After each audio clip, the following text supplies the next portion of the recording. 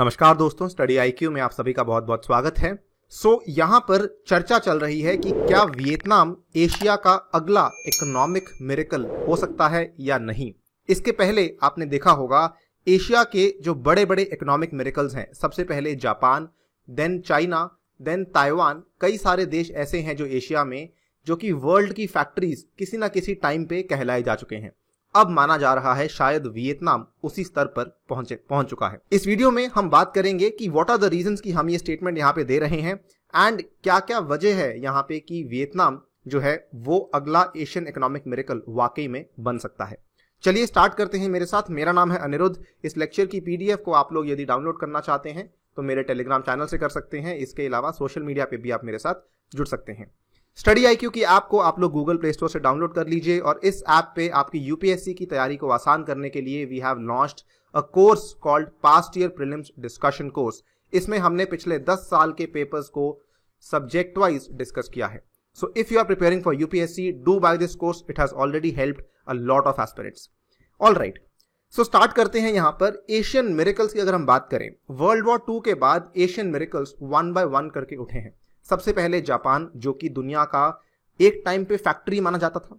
उसके बाद ताइवान उभर कर आया, then we saw South Korea and now finally and the current if we want to call the factory of the world, that is China. इन्होंने अपने आप को manufacturing powerhouses and export powerhouses की तरह यहाँ पे खड़ा किया एंड जिसके चलते इनके यहाँ पे पॉवर्टी भी काफी हद तक कम हो चुकी थी। नाउ एक्सपर्ट्स का ये मानना है Vietnam is following the same path, लेकिन the beauty of Vietnam is कि वो एक ऐसे समय में उस पाथ पे चला हुआ है जहां पर सभी देशों को मुश्किलों का सामना करना पड़ रहा है। This is the time of covid, this is the time of a pandemic, और इस टाइम पे वियतनाम की ग्रोथ स्टोरी सामने आ रही है। यहां पे अगर आप देखें, the biggest reason why we can say this is USA ने हाल ही में, ये पिछले हफ्ते की ही बात है, आई थिंक 7 या 8 अक्टूबर की बात है, जब यूएसए ने एक अनाउंसमेंट की कि हम वियतनाम में जांच कर रहे हैं फॉर करेंसी मैनिपुलेशन। ये सेम चीज हुई थी जब यूएसए ने चाइना के ऊपर सेम तरह की जांच शुरू की थी and that was the beginning of US China trade Wars, because US को लगा कि चाइना एक बहुत ही बड़ा मैन्युफैक्चरिंग पावर हाउस बनने वाला है। नाउ अगर आपको सेम चीज वियतनाम के साथ लग रही है, now we can easily say कि Vietnam is also on the same path. खैर, this is just one reason, ये केवल एक संकेत है, लेकिन हम कई सारे कारणों की यहाँ पे बात करेंगे। स्टार्ट करते हैं कोरोना वायरस में जो वियतनाम का क्या रिस्पॉन्स रहा, कितने केसेस आए, उन सब से बात करेंगे। देखिए, वियतनाम का जो स्ट्रैटेजी था वो शुरू से ही काफी फेमस था। वियतनाम का स्ट्रैटेजी था ओवर रिएक्शन का। देशों ने क्या किया, कई सारे देशों ने क्या किया कि कॉन्टैक्ट ट्रेसिंग की, लेकिन वियतनाम थोड़ा सा इस चीज को लेकर ज्यादा चिंतित था। उन्होंने कॉन्टैक्ट ट्रेसिंग तो की ही, कॉन्टैक्ट ट्रेसिंग के साथ साथ कॉन्टैक्ट्स ऑफ कॉन्टैक्ट्स की ट्रेसिंग की। यही नहीं, कॉन्टैक्ट्स ऑफ कॉन्टैक्ट्स की ट्रेसिंग भी की। So they did not go one step ahead, they went 2 steps ahead. ये काफी ज्यादा सतर्क रहे कोरोना वायरस को लेके। एंड आज की डेट में जब वी आर टॉकिंग अबाउट अक्टूबर में 15 अक्टूबर क्रॉस कर चुकी है एंड आज की डेट में अगर आप देखें, दुनिया के 4 ऐसे देश जिनमें डेथ रेट सबसे कम है पर 1 मिलियन पॉपुलेशन, उसमें वियतनाम आता है। नीचे से वियतनाम नंबर 2 पे स्टैंड करता है, सबसे नीचे ताइवान है, then we have Vietnam. So Vietnam has done very nicely when it comes to the total number of coronavirus deaths and the total number of coronavirus cases when it comes to handling coronavirus. So Vietnam का जो response था वो काफी बढ़िया था। इसी की वजह से जो बाकी देशों में प्रॉब्लम आ रही है अनलॉकिंग की, वियतनाम को उसकी प्रॉब्लम नहीं आई। ये अपने जो अनलॉकिंग है बहुत जल्दी कर पाए थे, because they were able to contain the pandemic very quickly, जिसकी वजह से इन्होंने अपने इकोनॉमी के दरवाजों को बहुत ही जल्दी खोल दिया था। आज की डेट में IMF सबसे ज्यादा बर्डन्ड इंटरनेशनल ऑर्गेनाइजेशन है। क्यों?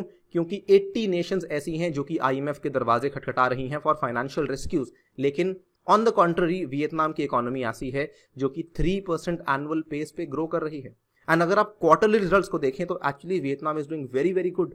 सो मोर इंपॉर्टेंटली, इस टाइम पे जब एक्सपोर्ट्स ऑलमोस्ट रुके हुए हैं, वियतनाम की economy, the growth is driven by a record trade surplus despite the collapse in global trade.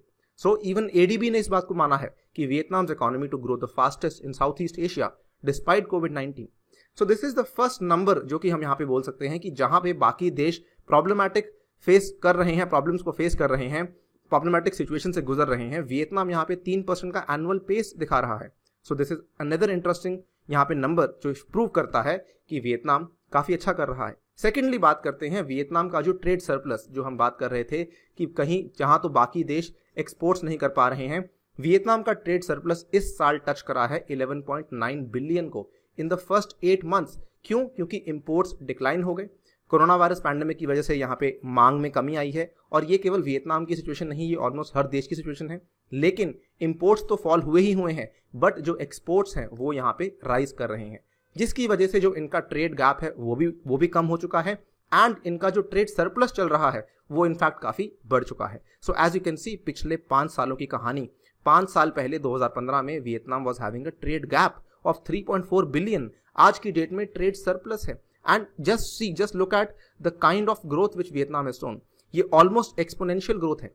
This is the second number which goes on to prove कि yes, Vietnam's economy is doing very very good.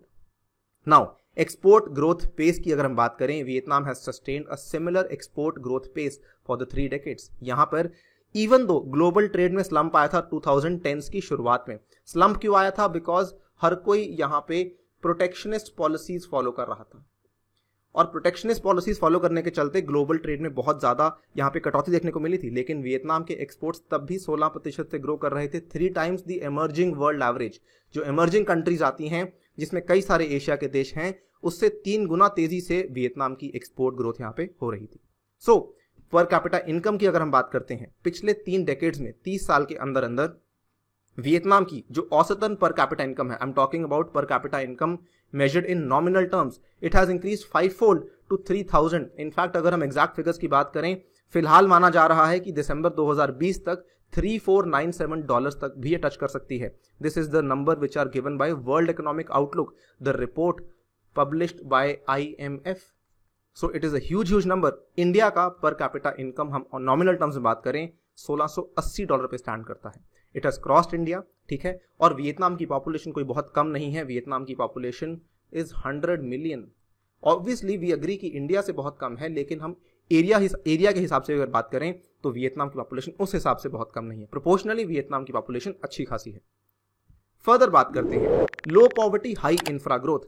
Very interesting to note, यहाँ पे देखिए Vietnam ने even though उनकी पर capita income बढ़ती गई, उनका ट्रेड सरप्लस भी बढ़ता रहा, लेकिन उन्होंने पॉवर्टी को यहाँ पे इग्नोर नहीं किया। Vietnam has managed to balance investment in social welfare with investment in export infrastructure, कि सोशल वेलफेयर के साथ साथ एक्सपोर्ट इंफ्रास्ट्रक्चर में भी इन्होंने इन्वेस्टमेंट साथ साथ करते रहे।